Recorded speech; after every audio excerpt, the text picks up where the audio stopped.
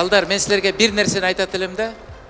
Мына силер Кыргыз элинин, Кыргыз Республикасынын, биздин баарыбыздын сыймыгы болуп саналасыңар да, биз силерди абдан жакшы көрөбүз. Мына Кудай буйруса, ушундай жеңиштер эми мындан ары да көп болсун.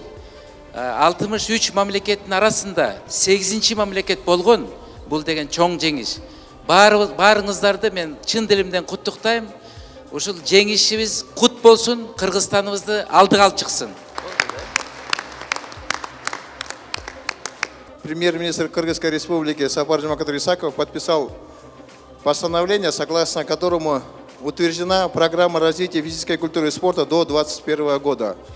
И согласно этому постановлению, тренерам, преподавателям с 1 января 2019 года повышается заработная плата на 50%.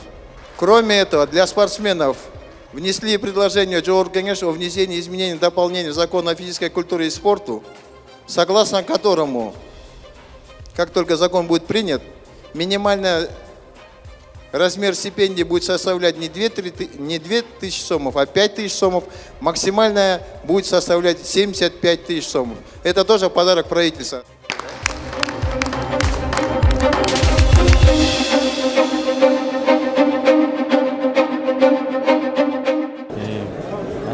Жақсы болды. Бұл жерден желекті алып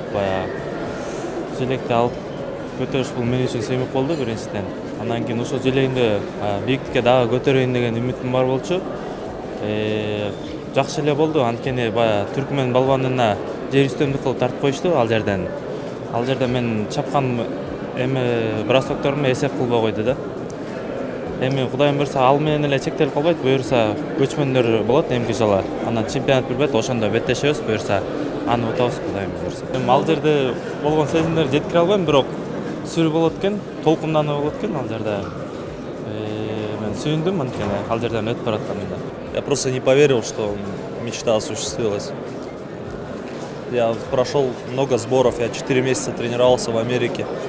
И все эти сборы я готовился именно на эти игры. Наверное, самая тяжелая схватка у меня была вторая схватка с иорданцем. С ним мы уже встречаемся в 4-й раз.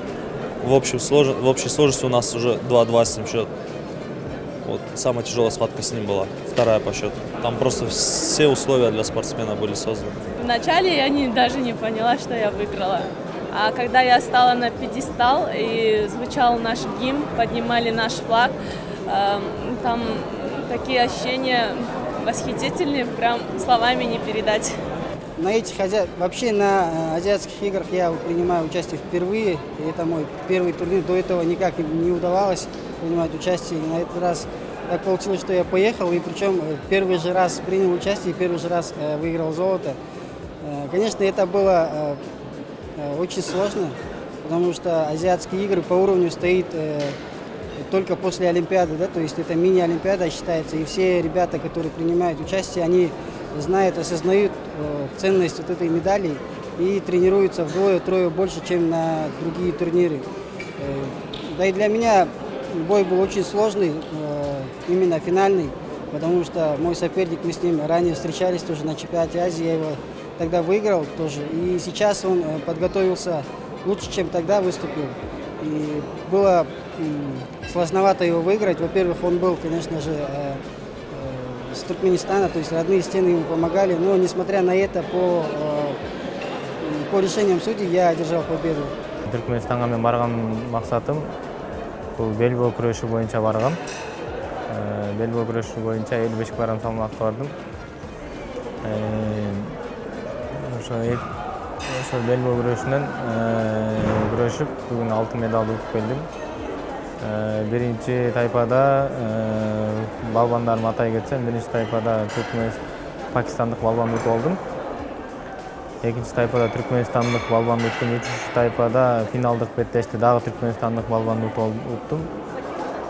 Бул мен үчүн жеңиш өтө эле кыйын болду деп эсептейм. Ошо ойлогон эмесмин, мынтип утуп чемпион болуп келем деп, бирок жакшы настрой кылып, элибизди, жерибизди туузун көтөрөм деген жакшы үмүт менен баргам. Кудайыма шүгүр. Ушул алтын медалымды биринчиден ошо ата-энеме арнайм, биринчиден ушул спортко түрткү болгон ата-энеме ыраазычылык билдирем. Бул жеңишим кыргыз элим үчүн болду. Утуш биздики болсо жеңиш кыргыз элимдик деп ойлойм. Бул тарыхта биринчи жолу болуп атат. Биринчи жолу жеке эле мындай оюн эмес. Бул Азия мамлекеттеринен тышкары Океания мамлекет катышып 63 мамлекет болду. Бул чоң мелдеш. Бул өзгөчөлүгү кээ бирлер маани бербесе, мен ойлойм туура эмес деп. Бул деген Азия оюндары 4 жылда бир өткөзүлөт. Биринчи жолу биздин курама командасына чоң мелдешке бир барып 153 спортсмен, 44 тренер барып келип, чоң жетишкендикке жетип атат. Мурда биз мүмкүнчүлүк чектелгенге жараша бир 4-5 түрдөн бир 25 спортсмен эле барчы. Бүгүнкү күндө 153 спортсмен 17 спорттун түрү менен барды. Дагы бир өзгөчөлүгү бизде Кыргызстанда жакшы өнүгүп, эл аралык деңгээлде жогорку деңгээлде жүргөн спорттун түрлөрү да барды. Ошондуктан биздин спортсмендер чоң жетишкенге жетип атат. Бул биринчи жолу Азия оюндарына кирген алыш күрөшү, бельбо күрөшү, самбо күрөшү, джиу-джитсу күрөшү, кикбоксинг. Ошондуктан мен ойлойм биздин балдарга эң жакшы шарттар түзүлүп, эң жакшы маанайда барып, бул жетишкендиктер эң чоң деңгээлде деп эсептейм да мен.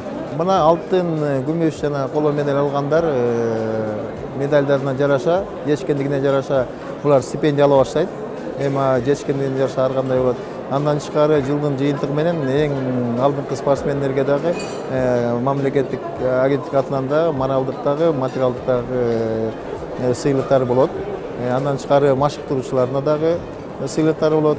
Мен ойлойм өкмөт тарабынан дагы балдарды да, алдыңкы балдарды ушу медаль алгандарды кабыл алып, дагы сыйлык маанайлары да болот деген чоң үмүтүбүз бар. Бүгүнкү күндө аны айтыш кыйын, эмнеден үчүн биз